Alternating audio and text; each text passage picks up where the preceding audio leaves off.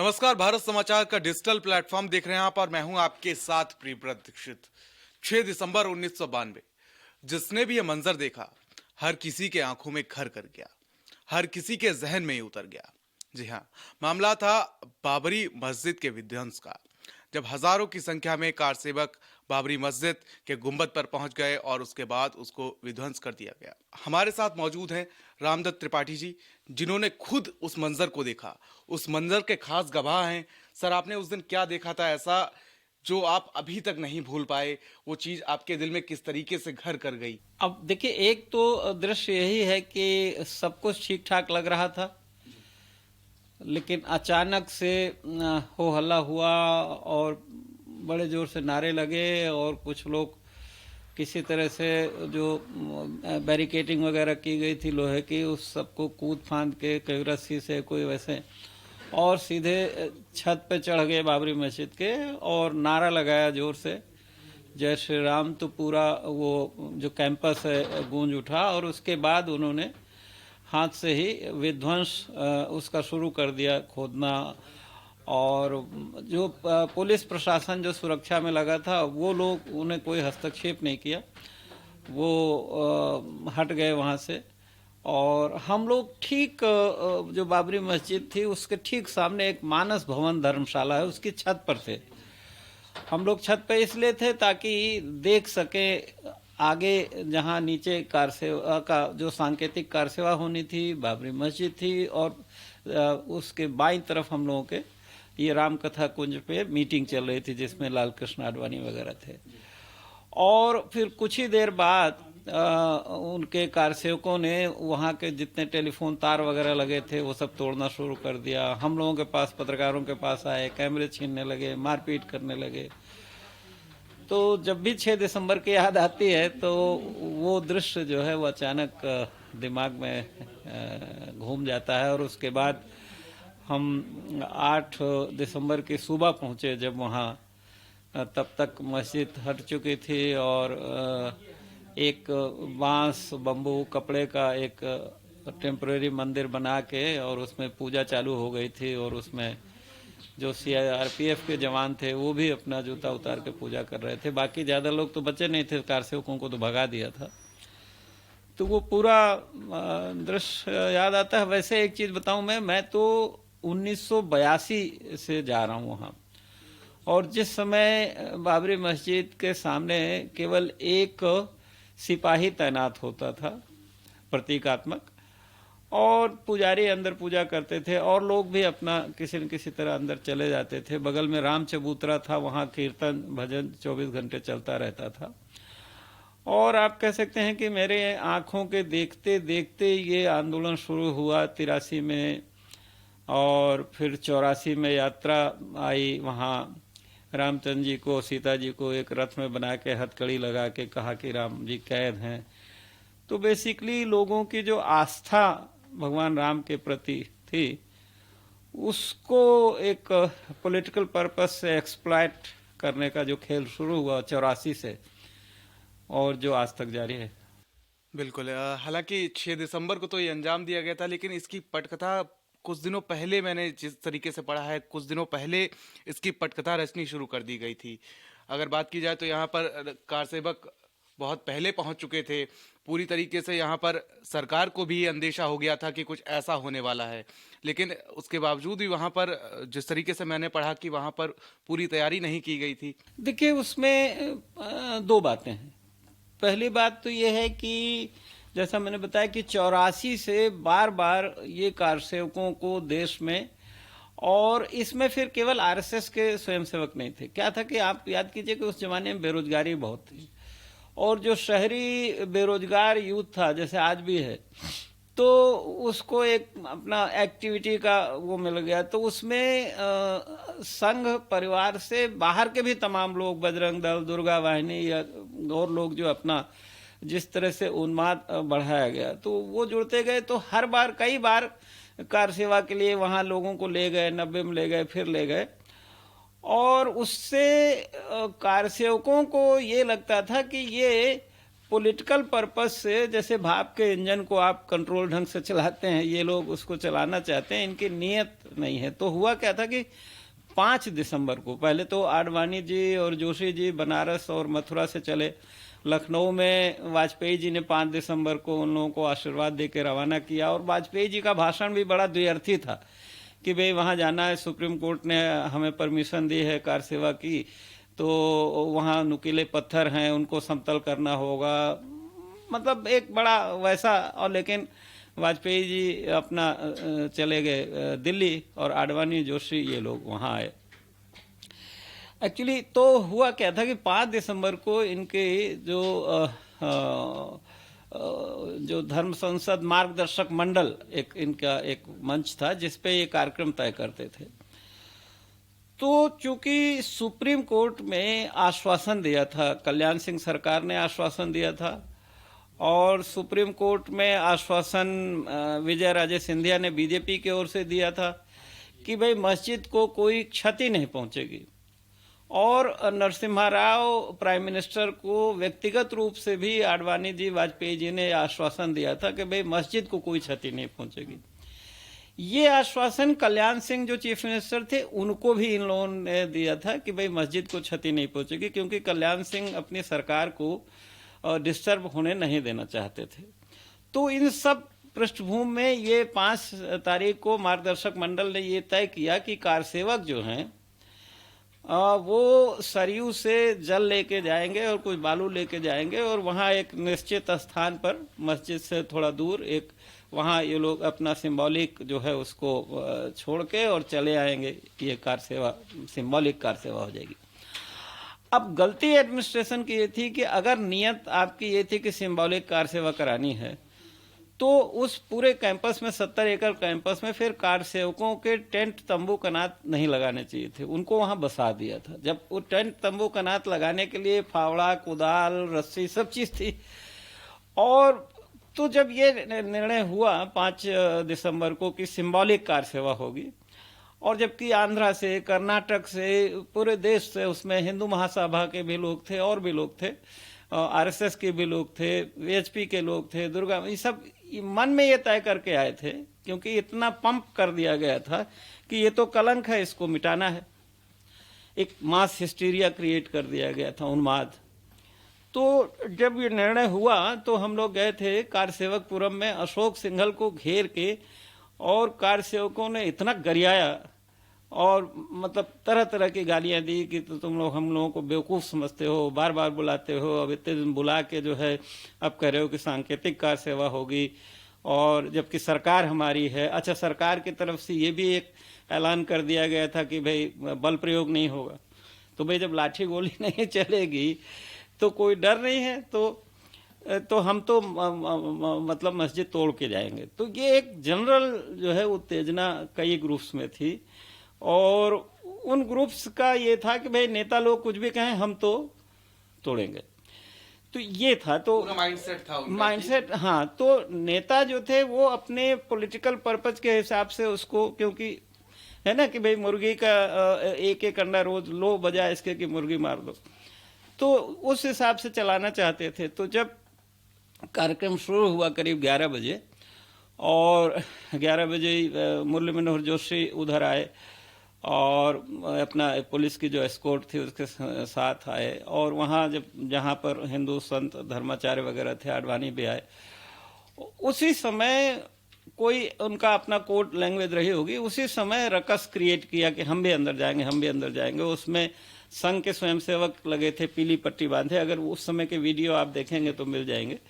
तो उन लोगों ने उन लोगों को थोड़ा लाठियों से ढकेलना, मारना शुरू किया कि भाई व्यवस्था मत भंग करो। उस पर भी काफी रोष हुआ, लोगों ने बड़ा, जो बैठे थे लोग, कि भाई क्यों मार रहे हो। और उसी बीच अचानक जो है ये फिर लोग इधर उधर से चारों तरफ से दौड़ने लगे और आमादा हो गए। तो जो सारे लोहे की वायर वो थी, चारों तरफ फेंसिंग थी, हाँ बैरिकेटिंग थी, उस सबको तोड़ के ये लोग चढ़े। तो अब ये हो सकता है कि नेताओं को उसको पता ना रहा हो, टॉप लीडर्स को, लेकिन जब गिरने लगी तो उस समय टेलीफोन के तार तोड़ रहे हैं आप, पत्रकारों को मार रहे हैं, कैमरे आप तोड़ रहे हैं, तो दैट मीन्स कि उस अव्यवस्था में भी कोई व्यवस्था चल रही थी। तो एक एक नारा उस समय बड़ा वो हुआ था, उसमें कहा गया था एक धक्का और दो बाबरी मस्जिद तोड़ दो। हाँ, ये तो बहुत नारे थे, एक धक्का, वो तो देखिए वहाँ रितंभरा, उमा भारती, ये एक पूरी ब्रिगेड थी, विनय कटियार, जो इस तरह के उन्मादी जो है वो नारे देते थे। और जब टूटने लगी जब मस्जिद, तो अशोक सिंघल ने काफ़ी कुछ माइक से कहा लोगों को कि भाई उतर जाइए, आडवाणी जी भी ने कहा, लेकिन उमा भारती बहुत खुश थे, वो बिल्कुल डॉक्टर जोशी की पीठ पे सवार होके और वो अपना खुशी जाहिर कर रही थी। अब देखिए उसी समय फिर आडवाणी जब मस्जिद गिरने लगी तो आडवाणी जी ने क्या किया कि अपने लोगों को कहा कि भाई ये जो फैजाबाद रोड, फैजाबाद से अयोध्या, इस रोड को बंद कर दीजिए, ताकि क्योंकि केंद्रीय सरकार ने उन्होंने फैजाबाद जो कैंट है वहाँ सीआरपीएफ की तमाम जो सेंट्रल फोर्सेस की तैनात कर रखी थी टुकड़ियाँ, आर्मी भी अलर्ट थी, तो ये था कि कहीं ये लोग आके हस्तक्षेप न कर दें।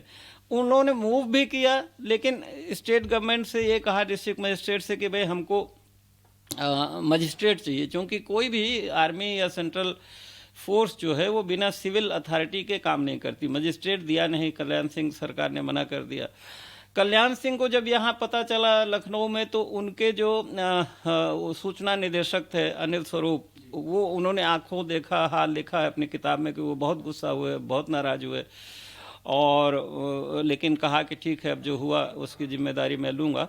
और कल्याण सिंह ने कहा कि नहीं, मैं तुरंत रिजाइन करूँगा, तो आडवाणी जी ने उनको रोक दिया। तो जब 5 बजे मस्जिद गिर गई पूरी तरह से, तीनों गुंबद, तब फिर कल्याण सिंह ने इस्तीफा दिया, लेकिन केंद्र सरकार ने इस्तीफे के बजाय उनकी सरकार को भंग किया। सर, ऐसा कहा जाता है कि राजनीतिक जो राष्ट्रपति शासन लगा था उससे 3 घंटे पहले ही कथित तौर पर कल्याण सिंह रिजाइन कर चुके थे।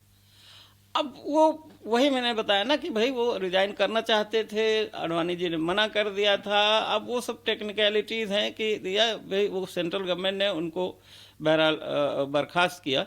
और उस रात इतने शॉक्ड थे कि आडवाणी जी, अशोक सिंघल, डॉक्टर जोशी, इन सब ने बड़ा खेद प्रकट किया कि भाई ये जो हो गया बहुत हम शर्मिंदा हैं। दूसरे दिन वाजपेयी जी ने पार्लियामेंट में इस पे बहुत खेद प्रकट किया और कहा कि नहीं होना चाहिए था, ये गलत हुआ।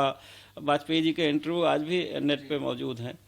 तो लेकिन बाद में जब तमाम जगह जो एक हिंदू समाज में चूंकि एक फ्रेंजी तो क्रिएट कर ही दिया था, तो जब लोगों ने इसका बहुत लोगों ने खुशी जाहिर की, बहुत लोग नाराज थे, दोनों तरफ के होते। तो जब इन्होंने देखा कि इनके समर्थक खुश हैं, तो बाद में फिर क्रेडिट लेने लगे, कल्याण सिंह भी, आडवाणी जी, ये सब लोग।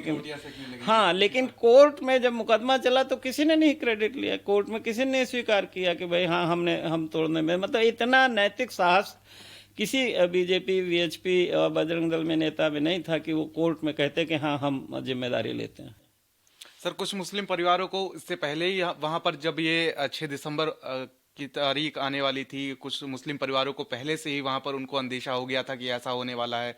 तो क्या ऐसा कहा जाता है कि कुछ मुस्लिम परिवार वहां से पलायन कर चुके थे, उन्होंने अयोध्या छोड़ दी थी, फैजाबाद? ये 28, 29 नवंबर, 30 नवंबर के आसपास ही जो कार सेवक बाहर से आते, एक्चुअली फर्क था अप्रोच में। जो बाहर से कार सेवक जा रहे थे वो बहुत ही उग्र और एक तरह से मुस्लिम विरोधी थे।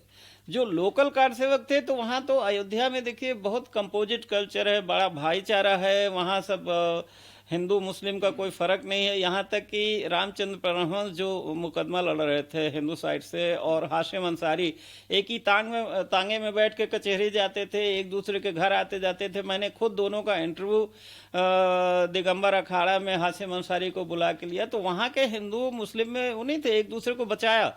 लेकिन जो बाहर वाले थे, जिनको एक तरह से चार्ज किया गया था उन्माद से और एंटी मुस्लिम भावनाओं से कि भाई वो दुश्मन है, शत्रु हैं, जो भी है, कई मजारें तोड़ी। फिर वो रास्ते में अगल बगल जितने घर आते थे मुसलमानों के, उनको जलाए, मारे बहुत लोगों को। तो ये था कि पहले से ही आशंका थी, तो तमाम परिवार तो चले गए थे, लेकिन कुछ लोग थे भी। और तो ये बाहर वाले जो लोग गए थे, इन लोगों ने ज्यादा वहाँ उपद्रव, हिंसा और उन्माद का काम किया। लोकल हिंदू मुस्लिम में तो आज भी वहाँ बहुत आपस में सामंजस्य है। गंगा जमुनी तहजीब देखने को मिलती है वहां पर। हाँ, देखिए अवध में क्या है ना कि अवध में आप देखिए एक चीज बड़े उल्लेखनीय है कि आप अगर अयोध्या जाइए और आपको वहां पर जितने भी बड़े बड़े महल, दशरथ महल मिलेगा, या कैकेयी भवन मिलेगा, या कनक भवन मिलेगा, ये जितनी बड़ी बड़ी इमारतें हैं, बिल्डिंग हैं, इनकी लाइफ 300, 350, 4 साल से ज्यादा तो है नहीं।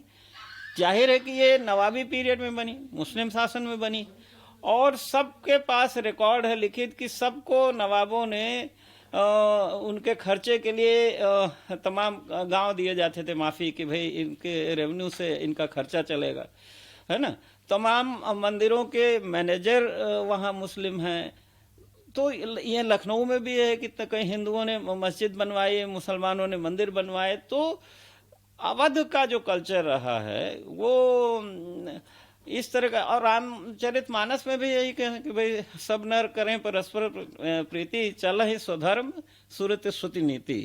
ये तो आरएसएस, बीजेपी और बजरंग दल ने अपना एक पॉलिटिकल पोलराइजेशन के लिए सोसाइटी के एक एंटी मुस्लिम और एंटी जो मस्जिद जो है वो कैंपेन चलाया, और उसमें वो काफी हद तक कामयाब हुए। हालांकि अभी भी सारा हिंदू संप्रदाय समाज तो नहीं उनके साथ है। देखिए शंकराचार्य ही नहीं उनके साथ हैं, शंकराचार्य ही उनको क्वेश्चन करते हैं। और आरएसएस कोई हिंदुओं के, सनातन हिंदुओं की तो कोई संस्था है अभी नहीं। अच्छा सर, मैं आपसे जानना चाहूंगा कि उस दिन राजनीति कैसे पूरी तरीके से गर्मा गई थी। लखनऊ से लेकर दिल्ली तक फोन गनगनाने लगे थे, यहाँ से लेकर नरसिम्हा राव जी तक उनके चेहरे की हवाइयां उड़ी हुई थी। तो देखिए वहाँ जो अगल बगल में मुस्लिम परिवार थे वो बताते हैं कि उन्होंने कई बार फोन किया प्रधानमंत्री जी को, लेकिन बात नहीं हो पाई। अब हम तो वहाँ बिजी थे खबरें देने में। देखें हमारी प्रायोरिटी तो ये थी कि भाई किसी तरह वहां से निकल के और अपने को सुरक्षित रखते हुए, खेतों से होते हुए हम लोग फैजाबाद, उस जमाने में न मोबाइल थी, न फैक्स थी, न आज जैसी सुविधा तो थी नहीं। हाँ, दूरदर्शन था। तो हम लोग सेंट्रल जो सीटीओ है फैजाबाद, वहां से जाके हम लोगों ने खबरें की। लेकिन हलचल तो लखनऊ से लेके दिल्ली तक, बल्कि पूरी दुनिया में इसको लेके बहुत ही मतलब लोग शॉक्ड थे ना कि भाई ऐसा कैसे हो सकता है हिंदुस्तान में जहां सभी धर्मों के लोग आपस में मिलजुल के रहते हैं। देखिए यहाँ कोई इस्लाम या मस्जिद कोई ऐसा नहीं है कि ये बाबर के हमलावरों से आई थी। भाई साउथ में व्यापार था उनका गल्फ कंट्रीज से, तो वहाँ के व्यापारी आते थे, तो भाई लोकल राजा से कहा कि भाई हमको अपने पूजा के लिए, अपने उसके लिए चाहिए, तो उन्होंने वहाँ मस्जिद बनी थी, वहाँ चर्च बने थे। तो ये तो भाई हिंदुस्तान में ऐसा होगा, इसकी उम्मीद नहीं की थी लोगों ने, क्योंकि यहाँ सब एक दूसरे के धर्म के प्रति एक तो टॉलरेंस है, और दूसरे जो मुस्लिम हैं भी तो वो कुछ पीढ़ियों पहले तो वो हिंदू ही थे। जैसे सिखों में है कि कुछ कोई सिख है भाई, कोई उसका पंजाबी है, कोई हिंदू है। तो ये बहुत ही मतलब घटना जो है ये बहुत ही शर्मनाक थी, और खुद बीजेपी के लोगों ने उस समय शर्मनाक कहा था। आप उसका क्रेडिट लेते हैं वो अलग बात है। अच्छा सर, एक चीज और मैं जानना चाहूंगा कि उस समय कैसे पत्रकारों से कैमरे छीन लिए जा रहे थे, किस तरीके से उन पर हमला किया गया था। एक पत्रकार थे जिनको बहुत चोट भी लगी थी जब वो कवरेज कर रहे थे। दरअसल वो 5 दिसंबर से ही शुरू हो गया था। अशोक सिंघल ने कुछ वहां मंच से, सभा से कुछ बयान दे दिया था पत्रकारों के खिलाफ, टीवी चैनल्स के खिलाफ, और विशेष करके उन्होंने फॉरेन प्रेस के लिए कहा। तो ढूंढ ढूंढ के वो मार रहे थे, खास करके गोरे पत्रकारों को। तो हमारी जिम्मेदारी ये भी थी कि भाई मार्कटोली मेरे साथ थे कि उनको सुरक्षित भी रखना था, अपने को भी सुरक्षित रखना था। तो टोटल हिंसा पे आमादा थे। देखिए प्रॉब्लम यही है कि जो सावरकर साहब की या आरएसएस की आइडियोलॉजी में हिंसा है ना, ये लोग अहिंसा में तो विश्वास नहीं करते। तो अब वो हिंसा, और वही सिखाया गया था उनको उन्माद।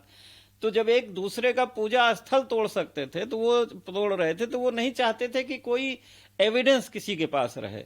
तो वो एविडेंस को डिस्ट्रॉय करने के लिए एक तरह से वो उन्होंने ये सब किया। बहुत लोगों के तोड़े। उसका तो बाकायदे प्रेस काउंसिल ने एक कमेटी बनाई थी, फिर मुआवजा भी दिलाया गया। बहुत लोगों को चोटें लगी, बहुत लोग घायल हुए। एक सवाल मेरा छोटा सा ये भी था कि जिस तरीके से जब 1947 में देश आज़ाद हुआ था उस समय हमको ज़रूरत थी कि हम और ज़्यादा तरक्की करें और एक देश बना दिया गया था पाकिस्तान और दूसरा हिंदुस्तान। और उसके ठीक 2 साल बाद जब संविधान तक लागू नहीं हो पाया था, ठीक 2 साल बाद फिर से हिंदू और मुस्लिम की जंग छिड़ गई। नहीं, ये 2 साल बाद नहीं शुरू हुई, वो तो लगातार ही जारी थे। देखिए 47 में विभाजन भी इसीलिए हुआ क्योंकि एक तरफ जो जिन्ना साहब की मुस्लिम लीग थी और दूसरी तरफ हिंदू महासभा और ये लोग थे। अब आप देखिए मजेदार बात है कि एक तरफ तो विरोध करते हैं जिन्ना साहब का मुस्लिम लीग का, और उन्हीं मुस्लिम लीग के साथ मिलके इन्होंने बंगाल में, कराची में, सिंध में सरकारें चला रहे थे। तो इतना ज्यादा जो जिन्ना ने डायरेक्ट एक्शन करके वो मारकाट मचाई हिंदुओं के खिलाफ किया, और उसका जवाब में ये लोग भी, चूंकि इतनी हिंसा हो रही थी उस समय, तो अब कोई चारा नहीं बचा था कि जब दो भाइयों में बहुत लड़ाई हो जाती है तो बाप यही कहता है कि भाई अब इनको अलग कर दो, तो वो हुआ।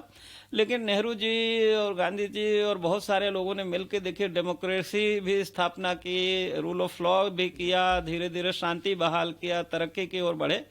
लेकिन चूंकि आरएसएस का लक्ष्य और सावरकर साहब को पहले से था कि देश आजाद होगा तो हिंदू राष्ट्र बनाएंगे, मतलब हम हिंदुओं को विशेष सुविधाएं देंगे और बाकी धर्म के लोगों को दूसरे दर्जे का रखेंगे।